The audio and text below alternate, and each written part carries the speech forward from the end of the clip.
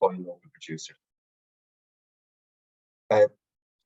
And we also sell, say, personal and corporate gifting. So these are little gift boxes with a variety of different products, and you can give them, like, say, to your friend, or you can give them to your employees, and so on. And autumn just gone, we started selling native and naturalized bulbs, early spring flower bulbs. So what do we? Something's gone wrong with me. Here we go. So Connecting to Nature, our ethos is basically we want to support biodiversity. So as we all know, biodiversity is in decline in Ireland and around the world. We would like to be at least to help play a small part in reversing that trend, and to help create habitats for Irish wildlife, for Irish pollinators, for Irish birds, and so on. We also want to promote well-being. So the idea is when we do good, we feel good. So if, say, you sow a wildflower meadow, you've sown it, you've prepared the ground, you've sown it, you've got your flowers, you see them there, and when you see the life and you see the colour, you're going to feel good. And the fact that you're helping Irish nature as well, you're going to feel amazing. We also want to increase the production of Irish native wildflower seeds. So we're producing them here ourselves, and like that any native wildflower seeds. Sorry, Patrick. The sound seems to be breaking up. Yeah. Could you possibly go back to your other setting? Okay. Just.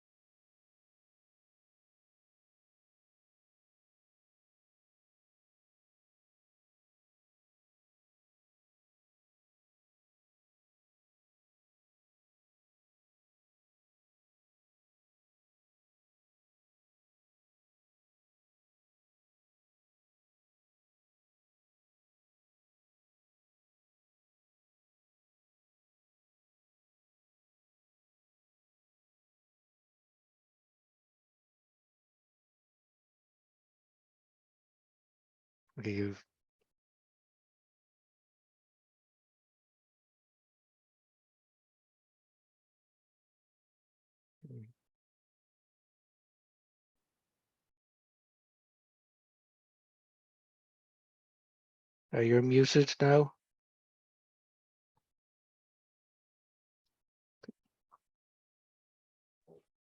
Now, can you hear me now? Yeah. Okay. Right. How far have they gotten there? You were talking about biodiversity and how important it is with the meadows. All right. Yeah. Okay. Well, so yeah, we want to create, basically, we'll start again. So we want to support biodiversity in Ireland, but also we want to promote well-being. So when we feel good, when we do good, we feel good. So when you sow a wildflower meadow and you get all the flowers and you can see the colour and you can hear all the humming from it, makes you feel good. We also want to increase the production of Irish native wildflower seeds. So we would like to see all wildflower seeds on the market basically eventually being native provenance to Ireland and grown in Ireland itself. And we also want to provide a platform to educate, engage, and to encourage our community. So if you go onto our website, you can see on the resources section, there's plenty of information about nature, about sowing wildflowers, about birds, and so on. And the same on our social media on, say, Instagram, Facebook, and Twitter. You can go on, you can see loads of different posts on Irish nature and on how to sow, and including smaller posts like, say, the folklore associated with various different plants and different trees and so on. Now, so we'll just skip on now. So this is a wildflower seed production. So we sow in the spring and we sow in the autumn. So you can see there an example of the first field that was sown in the autumn. Then during the winter and into the spring, there's an awful lot of crop inspection going on. So we have to see what weeds are coming up, if anything's going to compete heavily with the seeds. We have to do a lot of hoeing. There's a lot of manual work involved in it to get rid of the weeds out of the plots. You can see there's Julie, she's the owner of the company, just examining some of the wildflower seeds. In the middle picture there, you'll see our production crops when they're in full bloom, and it's an amazing sight to see. You should the color and the amount of insects that you'll see flying Sorry. around that area. Sorry, Patrick. It's not sharing. It's not sharing. Not yet. No. Okay. Is it sharing now? Yeah. But Okay. starting up. That's it. Yeah. Okay. How far have I got there? No. We all okay now? Okay, so if we, I'm not sure how far we got, but this is the wildflower seed production. So as I was saying, we sow in autumn and in spring. You can see in the first photo there, you have the one of the fields, the plots that was selected for sowing in. That was in the autumn. You have Julie there in the second picture, just examining the crops. As I was saying, we have to do a lot of manual working because we need to examine the crops to see what weeds are going to compete against the crops and what might cause issues down the line. On the third picture then is just a picture of the production crops in bloom. And like I was saying, it is an amazing sight to see when you're there, just the color and just the life that's in the plots. On that picture, you can see it in the foreground is corn chamomile, then you've got corn marigold, and in the background, you've got the blue, the corn flower. And then that was harvest 2022 there last year. So at the end of the summer, we harvest all the seeds. We have to wait till all the flowers are gone, and then we have to wait for the seeds to develop. You get very small periods of time to actually know when to harvest the seeds, and that's part of the trick of trying to grow these wildflowers. They don't behave sometimes. And then once it's harvested, it's brought back to Berry Bank here, and we clean and we dry the seeds, and then obviously get them packed up to be sent out to customers or yourself. Yeah, let's skip on then into the next one.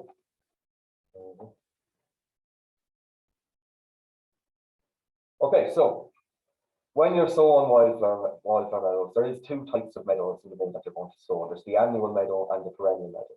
Now, the annual meadow is a very vibrant meadow. It's full of very colorful, vibrant flowers. Very basic design on the flowers in the annual meadow, and they complete their life cycle in 1 year. So when you sow them in say March, they're germinated and they're growing by say the middle of June, they're flowering by July.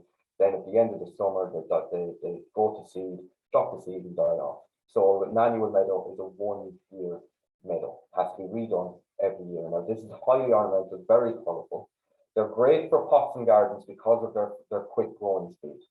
So you can stick them in a pots, say like window boxes and other pots, and you have a beautiful, very colorful display by the summer. A perennial meadow, on the other hand, it's a longer term meadow. With proper management, they can last for decades. So it takes a little bit longer to get going than say the annual meadow. So for the first year, it'll germinate. The flowers will germinate, grow, and generate a bit of foliage and a really good root system. They don't flower in the first year.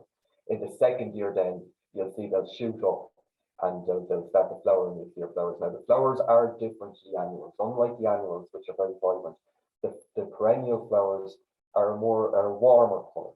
But the flower design is much more intricate, and it does attract a much wider variety of pollinators and insects into it because of the types of flowers that they're using. This, as I said, there is a permanent meadow. It can last for years. You'll find in the first year, with most of our perennial mixes, we have the best of both. We have some annual and some perennial in them, because obviously if you're sowing in spring, you want to have a bit of color in the first year, so you get the annuals. They'll act like a nurse crop for the perennials, and then the next year you'll get your perennial winters. And it adapts and changes. It can take 2 or 3 years for a perennial meadow to settle down. So we'll take look at a few flowers in the meadow when you sow it. So the first one now is the purple cornflower. And the purple cornflower is one of my favorite flowers. It's a beautiful flower when it's in color. It's such a vibrant color. It's also the flower itself is edible, so you can use it in salads and cakes and the like. And if you follow the Connecting to Nature Instagram, you see that Julie, she loves bacon. So all during the summer, she's sticking the corn flour onto everything just to have a little bit of taste. But now the cornflower was almost extinct in Ireland, and until around 25 years ago, Mr. Sandro Capolo, out of Design by Nature up in Carlow, discovered a small patch of native Irish cornflower, and the seeds that we use come from that original batch of seeds that he bred from that patch. So luckily, it has been brought back from extinction. It was nearly eradicated because of his, or was felt to be, a weed of corn and grains. So hence the name cornflower. On the cornflower, you're going to find bees in particular. It's a rich nectar store. It's got little intricate flowers, the slightly intricate flowers, and the bees going nuts for it, especially bumblebees. Next one is the oxeye daisy. Now, if you sow a perennial meadow, you're going to become very familiar with the oxeye daisy in the second year. So the oxeye daisy is what's called a short-lived perennial. And with all meadows, when you sow a perennial meadow, in the second year, you're going to get one flower is going to dominate. Sometimes it's wild carrot. More often, it's going to be the oxeye daisy. And this, unfortunately, discovered to some people because the field is full of oxeye daisies. They decide to clear it all out and start again. And then the second year, they start then look at the oxide again. So the oxide daisy, you'll have a lot of it in the second year. From the third year, then it starts to fall back, and then you have the more longer-lived permanent perennial flowers starting to come in there. It's a very high store of nectar, and you'll find on the oxide, you're going to find a lot of the short-tongued insects. So your lacewings, your hoverflies, and beetles, like say beetles or ladybirds. Short-tongued insects have easy access to the nectar on that. You can see it on the picture, the nice flat plate, and you can just go around it, stick the tongues into each one of those little flowers. And then we come to the jewel of the meadow. The knapweed is the jewel, really is the jewel of the meadow. There's these purple, vibrant purple colors, and they just stand out against the foliage of all of the plants. It also is what's called a structural plant. So it provides structure to the meadow. So it's got these real strong stems, as you can see there in the picture, and it helps to hold up other wildflowers that may not be as strong. On this type plant, you're going to find a lot of butterflies, in particular the fritillaries. So it's got a very deep nectar store, so you need a long tongue to get into it. And during the summer, this is just going to be covered in masses of butterflies. And then lastly, we'll just take a look at the yellow rattle. So yellow rattle is what's known as the meadow maker, and there's a very good reason as to why it's called the meadow maker. So the yellow rattle is what's called a hemiparasite. What that means is that it can grow by itself, but it also parasites off other plants, in particular grass. So what it does is the roots when they grow, they send out filaments, and these filaments attach themselves to the roots of the grasses. It then diverts the nutrients that the grass is picking up from the grass into itself to help it grow. Now, it doesn't kill the grass, but sets the grass back enough that other wildflowers are able to compete in the meadow. The flower structure itself, if you look at those flowers, perfect for bumblebees. They're able to land on it, stick their heads into it, they get covered in the pollen. When they go to the next one, then they're able to pollinate the rest of them as well. So it's very popular with bumblebees in particular. So what should you be growing? Now, for colour and longevity, you're going to be looking at the natives. So the natives, obviously, especially the perennials, they're going to be around for years. They've evolved to the Irish climate. They do need poor soil. So if you have very poor soil, the natives are going to do great. In our mixes, the most common, the most popular ones that we have is the butterfly and bee, cornfield annuals, and the shade areas mix. Then we got the non-native. We do have non-native seed mixes. So as the name implies, this is a mix of native and non-native species. So the species from Ireland and from further abroad, like say Europe or the UK. These are they're much more vibrant usually than the Irish flowers. They are, if you want to create a show-stopping scene, they're a great flower to use at the front if you want to create like a flower bed that's going to be full of colour. They also tolerate fertile soils much better. They go very well in fertile soils, and they're able to tolerate some competition from those soils. Again, the two mixes we have are the annual pollinator and the year after year. And so let's take a look at how wildflowers, how they help the garden. So first of all, as pest control. So wildflowers are bringing in lots of different wildlife. They're bringing in insects and pollinators in particular. But they're also bringing in what's called the predator insects. Again, like I mentioned before, the lacewings, say the hoverfly and the ladybirds and the predatory beetles, and even predatory spiders. These come in, they feed off aphids. So if you have an aphid problem in your garden, and you have a wildflower meadow, generally the aphids they'll last for maybe 3 or 4 days, then all of a sudden they'll disappear. It's because these lads are after coming in, they're after feeding off them, and basically gotten rid by it. It's a great natural pest control. Economically, well, if you imagine if you see it out there, the quarter acre of a lawn, you have some poor man or woman going up and down every Saturday afternoon for about 2 hours up and down on the tractor lawnmower trying to mow the lawn. By sowing the wildflowers into that lawn, you still get your colour and your life, but you don't have to do the mowing every week. It's one maintenance at the end of the summer.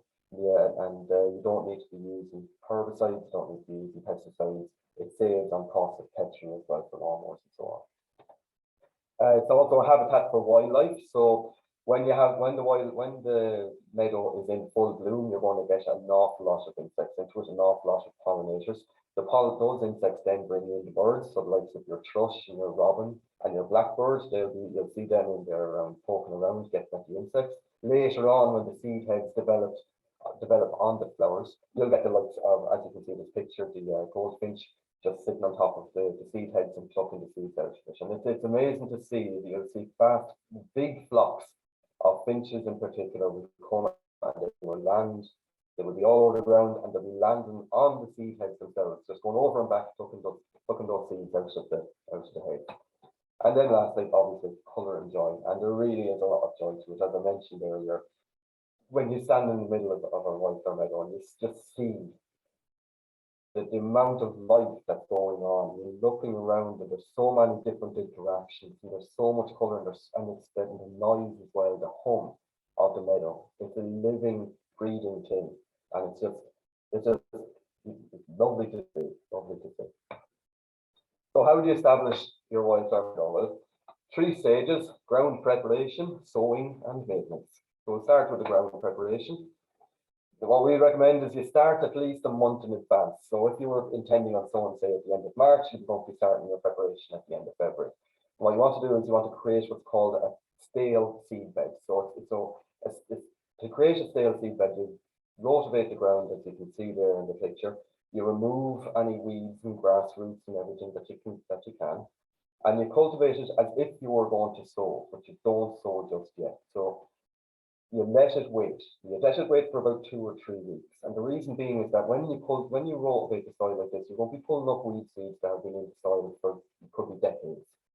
And what happens with a lot of people, this is where some people fall down, is right at the beginning, is they plow and they rotivate and they rake and they sow the seeds immediately. And then what ends up happening is the weed seeds that were already ground, they grow much quicker than the wildflowers. They just come up and they dominate the whole thing and have to start all over again. So by preparing the seed bed and waiting, you can see that second flush coming up and you can remove them then. And then you'll give it a brief rake, a very light rake, and you can start then on the sowing. I will say that it is possible to sow into grass. It's just a little bit more difficult and requires a little bit more skill. If someone wants to ask later on, so sowing, when you're sowing, we're going to be sowing in spring and in autumn. So March to the end of May and August to the end of October. Obviously that's weather dependent. Before you sow, and this is very important. So what you do is, especially if you're sowing a large area, before you sow, take your seed, split it into 5 little piles, take your area and split it into 5 different piles. Then use each pile for each area. This means then that you get a good even distribution over the entire area, because what happens with a lot of people is that they get their bag of seeds, they have their soil ready, and they're out there, they're having the right time, they're throwing seeds left, right, and center, and it's great, and they start up here. By the time they get down here, they've no seed left, and everything's all the way over. So when you're sowing just loosely over each section, and just press the seed into the soil, walk them in, or maybe use a garden roller. You don't need to rake. Wildflower seeds will only germinate in the top 3 to 5 millimeter of the soil. So if you rake them and rake them too much, they're going to be buried and they're just going to sit in the soil and they're not going to do a thing until they've been exposed again at some other stage. Once you have them in, then well, we're on to maintenance now, which in the meantime they're after growing, they're after flowering, they're after having the right time looking at them. And we come to the maintenance. So the main maintenance for a wildflower meadow is once a year in the autumn. So I usually go for around the second week of September. The sun is still high in the sky. There's still a bit of warmth in the soil. And what you're going to do is you're going to cut everything back to a height of around 2 or 3 inches. If you're using a strimmer, use a blade on the strimmer. Don't use a string. The string has a tendency to chop everything up really fine, makes it difficult to remove it away. So once you have it cut, you remove all the cuttings from the area. You can put them in a ditch or put them in a compost heap, wherever it is that you put them. There's a few reasons for this. One of the main reasons is you don't want all that foliage rotting back down. It's going to add fertility to the soil and it's going to promote grasses and they're going to compete against your wildflowers. Secondly, when it's left, if the cuttings are left lying in the soil, they're going to smother the newer plants. They're going to create what's called thatch on top of the soil. And again, that will prevent wildflowers from going up and it will want to be the grasses that will be able to push through that thatch. And then finally, by cutting and removing all the cuttings, you're allowing the sun to hit the soil again. So that's kind of sterilizing the soil. It will remove some of the moss that might have built up during the year. It also promotes germination of next year's plants from seeds that may have fallen from this year. And then again, once you have everything cut and you have the cuttings all taken away and all set, if you find that there is grass coming into your meadow, throw down some yellow rattle. The yellow rattle will parasite on that grass. It must be sown in the autumn time. It needs about 2 or 3 months of cold weather over the winter before it will germinate in the spring. So if you're sowing in yellow rattle, it must be done in the autumn. You don't need to spread it out over the whole area. Yellow rattle grows in colonies. So just as you're walking along where you see some heavy bits, have your bag of yellow rattle, take a pinch, drop it, and walk on. You're going to create colonies and the yellow rattle then over the next few years to establish itself. So that's basically just how you sow wildflowers. Now I'll just do just like if you want to create a wild garden. People often ask me how to create, what I did to create my garden, and so I have a nature garden at home. It's difficult to explain, so what I've done is just broken it down into basically the kind of component-based design. So we'll look at this now in a minute. Each component will add a new habitat layer. You're looking at connections, basically the motorways for wildlife, how they're going to move through the landscape. And once you understand how they move through the landscape, it makes creating a kind of a wildlife garden or a wildlife area that much easier. So we'll take a look here now. So what we've got here is that we've got a square lawn. We'll say on the left-hand side, there's a wall. On the top and the right-hand side, we'll say there's a fence. For some reason, we can't do anything with the fence on the right, but we can with the rest of the fences. We've got hedgerows, those 2 dark green rectangles, and the dark green rectangle down the bottom left-hand corner is also a hedgerow. So if you come along your lawn, you're looking at it, like, well, I want to do something like this, and you sow yourself a wildflower meadow right in the middle of the lawn. It's lovely. It's great. You've got wildflowers, you've got pollinators, you've got bees and butterflies, and the whole lot, and they're all having the right time. And that's brilliant. However, you have kind of created an island. You've got a nice wild area here, and it's surrounded by a sea of grass, usually closely mown grass. You want a way for the inhabitants of your island to get to your island and to get off the island. You also want a way for the inhabitants to get from, say, the star here on the right-hand side to the 2 little flags here on the left-hand side. So the wildlife in the hedgerow where the star is wants to get to the hedgerows where the 2 flags are. How are you going to facilitate that, make things easier? Well, the first thing we can do is we can create a hedgerow between star 1, or between the star and between flag 1, the flag on the left. So you'll sow in preferably a native hedgerow or even hedge. What this does is it provides shelter. Now small mammals, birds, insects, and so on can make their way across from those 2 hedgerows in safety. You've created a roadway for them to use. They don't need to worry about predators from above, and predators on the ground can be seen or can be dealt with. But we still have the problem that we have an island in the middle. So the next thing we do is we take a few shrubs, can be native, can be non-native, but create a shrub layer from the star, from this hedgerow in the corner, down towards your wildflowers. You've now created a bridge from that hedgerow down to your wildflowers. You'll find then that you're going to have more different types of insects. You're also going to have different small mammals, like say the shrew or the field mouse. You'll have more birds coming down because now they have a bit of shelter that to duck into if they need to get out to the meadow. And it just helps to encourage more and more wildlife into that area. But we still need to get to the flag down in the left. So what we can do is we can expand the wildflower area. Now we have a larger wildflower area. We have proper corridors here now. The wildlife now can get from the star to both flags. They have cover the whole way there. They don't need to worry about coming out into the open close to the lawn grass. Sorted. So now the wildlife can get where it wants to go. You've created 2 roads and they're perfectly happy. But we can also do a few more things just to encourage a bit more wildlife into the area. So we can plant a tree. The tree will provide a bit of shade. It will provide an area where insects in the meadow can cool down. Provide a bit of bit of cover from above for predators from above. And once the tree gets large enough, there's also a possibility that you'll have birds starting to nest in it. But also it allows birds to be able to roost on the branches and to be able to watch what's going on before they make a decision if they're going to go down into the meadow or not. We can also add a water feature. Now, it doesn't have to be a pond or anything as elaborate like that. It can be as simple as a shallow little ditch or a bird bath or anything with water.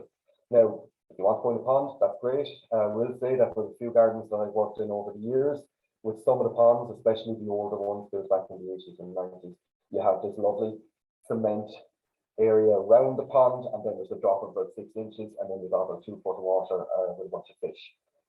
Great for the fish, not so much use for anything else apart from maybe water-based insects.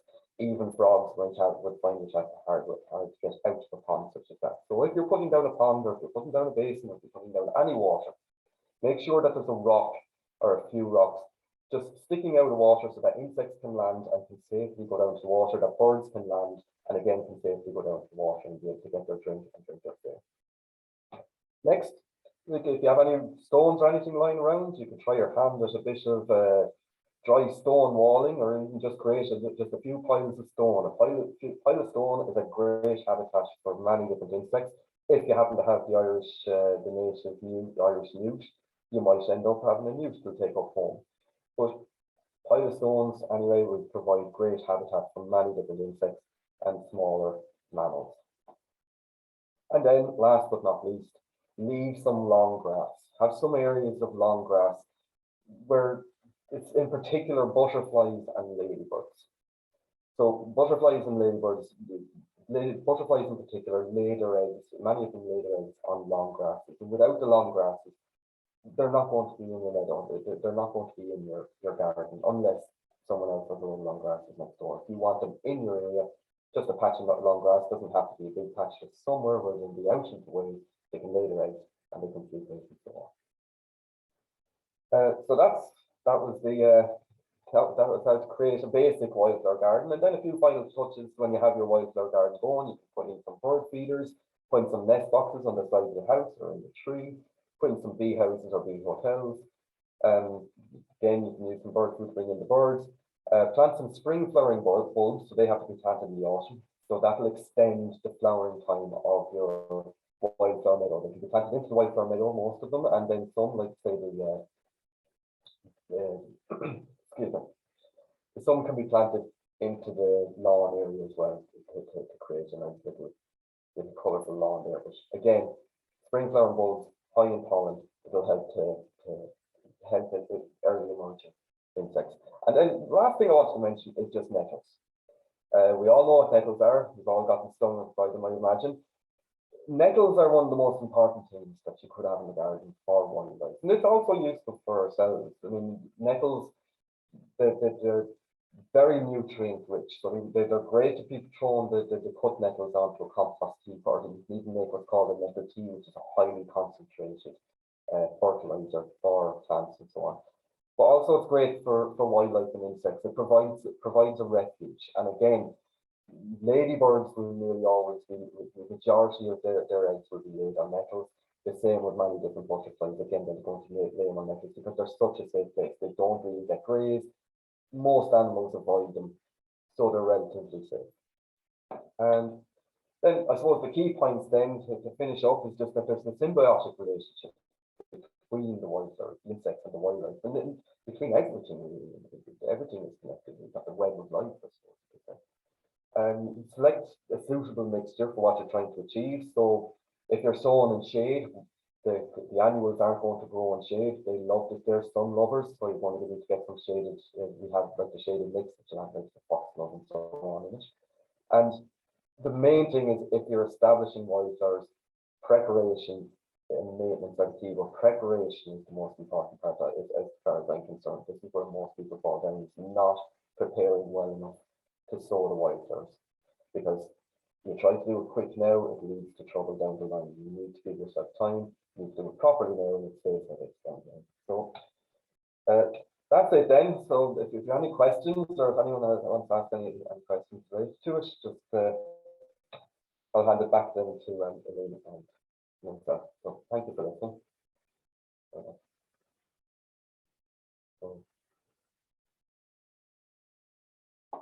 Hello.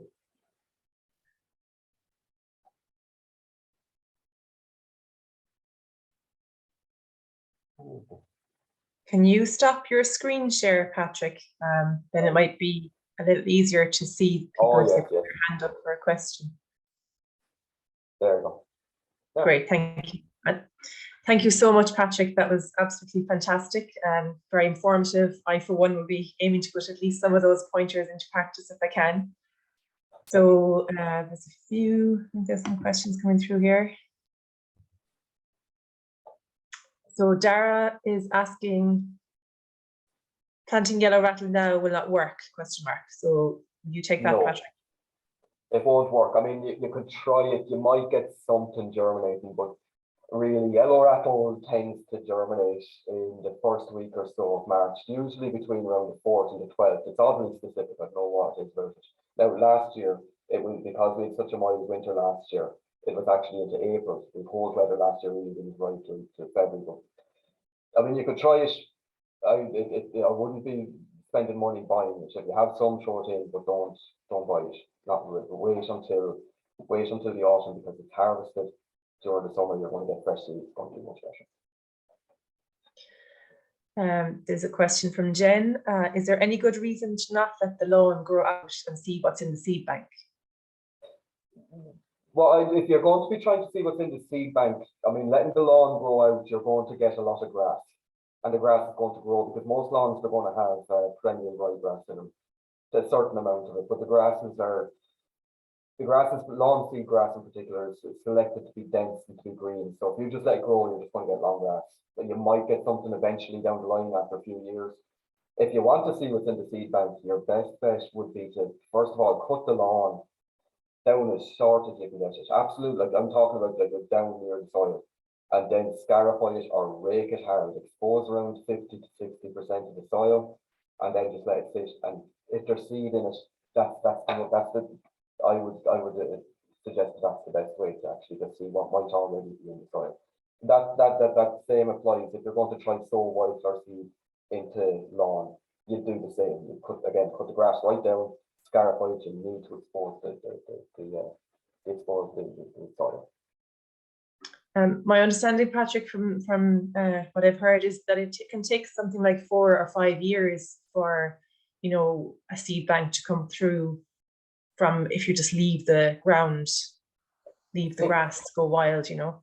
It can take a long time, and the thing is as well is that once the grass starts growing up and flopping down and growing up and flopping down, it is still creating that thatch, which makes it even more difficult. I mean, you leave grassland grow like that, more than likely you might get a few things. You might get, say, some orchids and stuff like that, because it depends on the soil, but more than likely you're going to start getting, say, gorse and bloom. They're like the pioneer shrubs, I suppose. They're the first ones, because everything wants to go back to essentially woodland, and that's what's going to happen. The grass go up and down, go up and down, go up and down, then you start getting gorse and bloom, and then after a few years you might start getting birch and so on.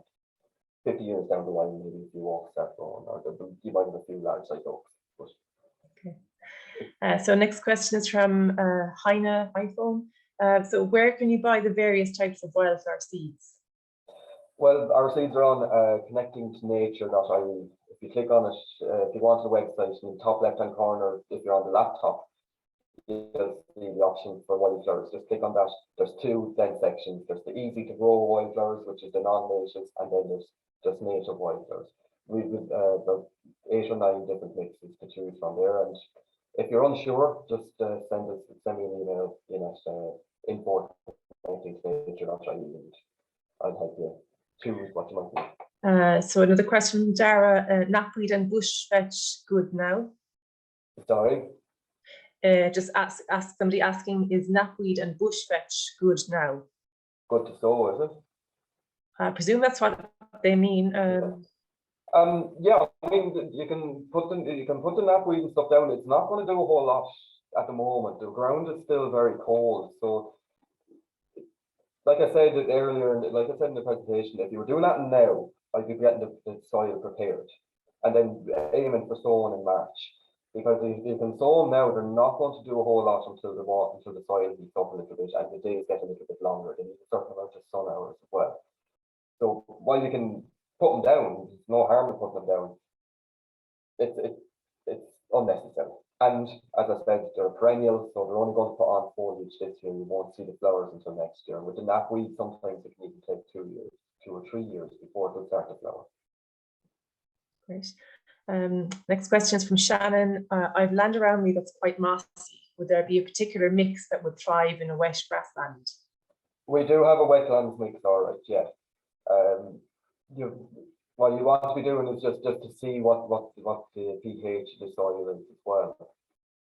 Sometimes the boggy areas can be quite acidic, so you can get them inside in garden centres. A little pH tester, you put a bit of soil and a bit of water and just shake it up, and whatever colour comes out will tell you what way your soil is. But if it's relatively neutral, the wetland mix will be grand for you. Yeah. Great. So Catherine is asking, is there a transcript for this presentation? I'll let Dermot come in on that one because I don't know. I'm not sure. I'll see what.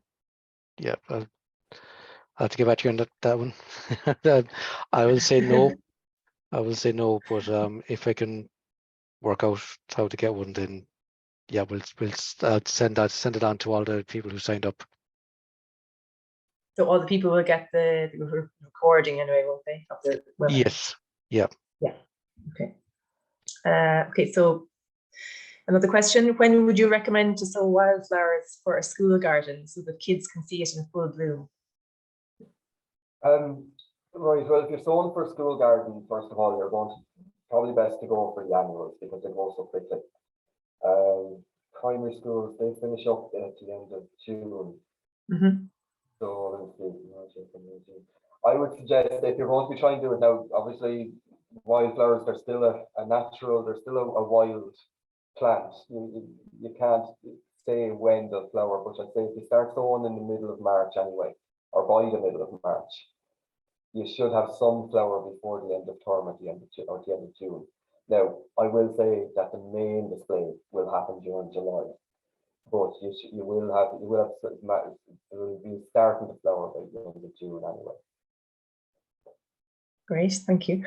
So another one here. I have just used a brush cutter to clear briars, etc., from an area near my house. I am raking up the cuttings, and I will be breaking up an adjoining soil bank, which is made from garden waste, I think, and spreading it over the area. The soil is too fertile, I expect, but putting a few local seeds in mainly for pollinators. But by the sounds of it, I won't see anything this year. Yeah, I mean, if you, like I said, with the perennial mixes that we have the perennial mixes are like 25% annuals, 75% perennials. Now, with the exception of the shaded areas and the low-grown mix, they're just perennials. But the other mixes we have, they're that percentage. So if you sow in this year, you'll get the flower in the first year, and you'll just have to wait for the perennials for the next year.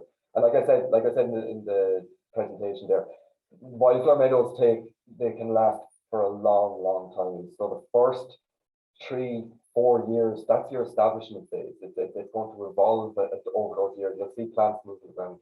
With regards to the fertility aspect, because it does sound like you have a bit of fertility. I mean, if you wanted to use the non-native mixes, you can. We do have a perennial non-native mix as well that will thrive in that.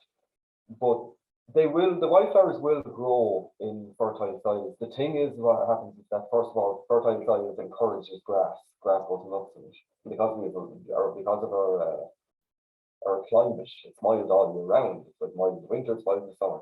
Mild. So the grass keeps growing. And the other thing is that the fertility kind of encourages more foliage growth rather than flower growth. That's where the main issue comes in with the fertility. You'll still get the flowers. It's just that when the wildflowers are on poor soil, it's kind of a case of, right, we're not going to last here for very long. We've got out those flowers, get out those seeds, and get the next generation coming up, you know. But I see no reason why you can't so well. Yeah. The next question, I think you might have already mentioned a little on this. If you've planted a wildflower garden and it's quite grassy, but you want to add some perennials into the mix now, how do you go about it since it's so grassy? Did you say before that if you just cut it back cut the grass back really short? And what did that person mention? Is that an existing wildflower area or is it just grass? It seems so. If you've planted a wildflower garden and it's quite grassy, so it seems like there was already a wildflower garden, but now they want to add some perennials into the mix, but it's quite grassy, so they're wondering how to go about it. Okay, well then I suppose cut it back a bit. Don't cut back as low as you would in the autumn time, just to see if there's like seedlings coming up in the grass. If the grass is quite grassy, it would have grown a little bit over the winter time there. So if you can cut it back and take it away. What I suggest then is just create islands or something in the existing meadow. So create just little circles or lines through it, and rather than trying to sow the whole thing, create these little islands, because eventually from the seed drop over the next few years, they'll start to make their way out again. But I would, if it's very grassy at the moment, and I do this before March comes along, it's just cut everything back. We'll say to about 4 inches if it's around that height, just to allow a bit more light down through the grass in case there's other wildflowers wanting to come up underneath. If you wait until March, they're already going to be growing. You're going to lock the tops off and probably still have.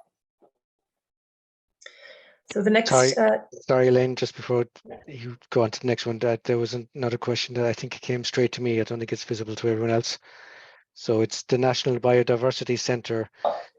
Do not recommend planting wildflower meadows. Are we not better leaving the native seed bank for each individual area coming through, even if it takes up to 8 years for full establishment? Well, we sell our wildflower seeds. We sell them as they're for gardens. And some people have large gardens, some people have small gardens. It is possible. I mean, we can tell people to go around to just leave the lawns and let them grow for the 8 years. That's great. But you know, that's great work. And in fact, it's some of the stuff I'm doing on my own land. But that requires interest, and it requires a little bit of skill.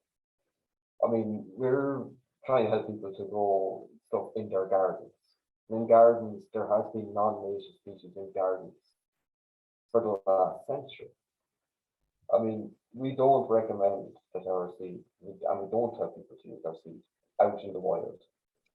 You know, I mean, if they use that in the wild, we can't stop them, but we don't recommend that people use it out in the wild. We sell garden seed. That's the best I can say to it. I mean, if you want, you can let the grass grow for however long it takes.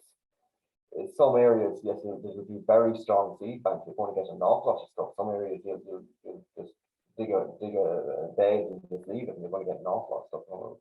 Other areas, especially in towns and cities, in new builds in particular, you're going to be exposing subsoil. There's little enough going to be there. I mean, I'm not saying not to do it. I'm not saying be prepared, you know. Great, thank you.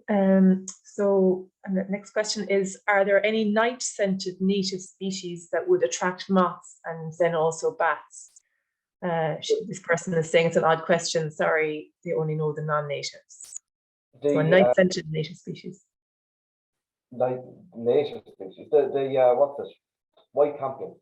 white campion puts out a musk in nighttime. It's very light smell, but it puts out a smell that attracts moths. And in fact, when we're harvesting the white campion, you'll find every so often the caterpillars in the heads, because they come, they lay their eggs into the flower, and then when it develops seeds, the caterpillars emerge and they start eating seeds. But that's something that they do. That's one of the plants that will attract night flying insects. Yeah. Great.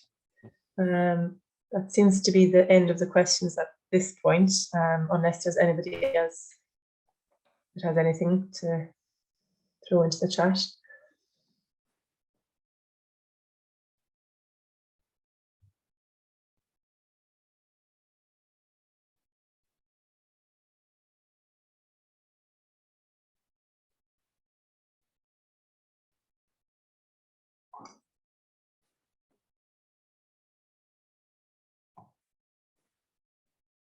Okay, so there's nothing else coming through on the chat here, so I'm going to take that we've covered most of the questions for the moment. I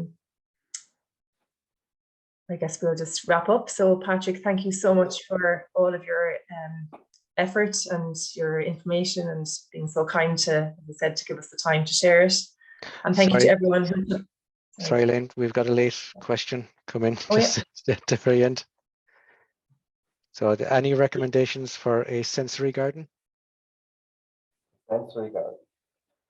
Sensory garden, yeah, you're looking at this soft, you're looking at grasses in particular, the sensory gardens.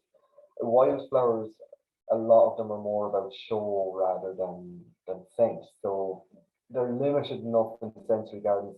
They're great, to bring in, the cornfield annuals are great to bring in a lot of the more familiar insects, your bumblebees and your butterflies and the like.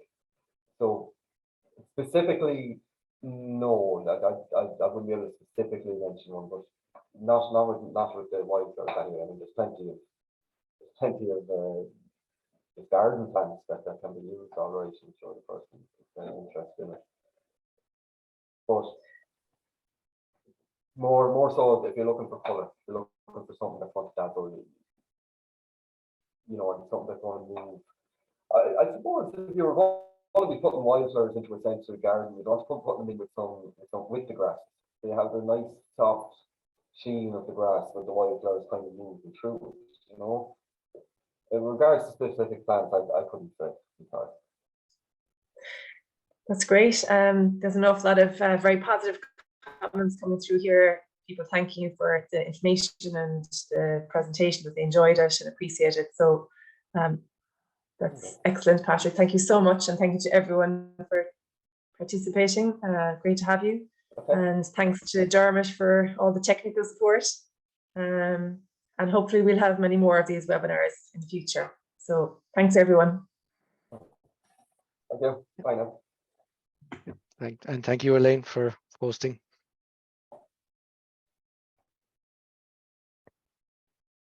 I will stop recording now.